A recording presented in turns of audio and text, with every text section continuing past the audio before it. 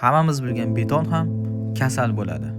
Ba'zi hollarda 1 yil o'tmasdan betonda yemirilish paydo bo'ladi. Buni sababi hech qanaqangi yomg'ir yoki zilzila emas, ichkaridan yemirilish hisoblanadi. Betonning eng katta dushmani sulfat hamda kimyoviy reaksiyalar hisoblanadi. Agarda beton tarkibi noto'g'ri bo'lsa yoki sement sifati past bo'ladigan bo'lsa, beton yer osti suvlari bilan reaksiyaga kirishadi, ichkaridan kengayish paydo bo'ladi, mikro yoriqlar paydo bo'lishni boshlaydi va armaturalari zanglab boradi. Bu jarayon juda ham sekin, lekin to'xtovsiz ravishda davom etib boraveradi. Eng achinarlisi bu bizni ko'zimizga ko'rinmaydi.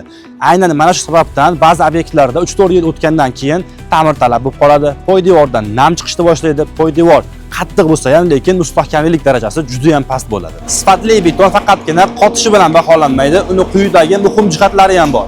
Kimyoviy barqarorlik, sovuqqa chidamlilik, suvga chidamlilik va to'g'ri sement markasini tanlash. Betonning haqiqiy mustahkamligi uni ichidan boshlanadi. Stonemax betonlar faqatgina quyish uchun emas, balkim uzoq muddat xizmat qilish uchun ishlab chiqariladi. Agarda siz ham qurilishni rejalashtirayotgan bo'lsangiz, betonning faqatgina narxigagina qiziqmang.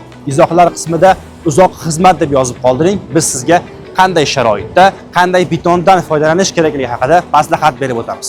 Stonemax yuqori sifat.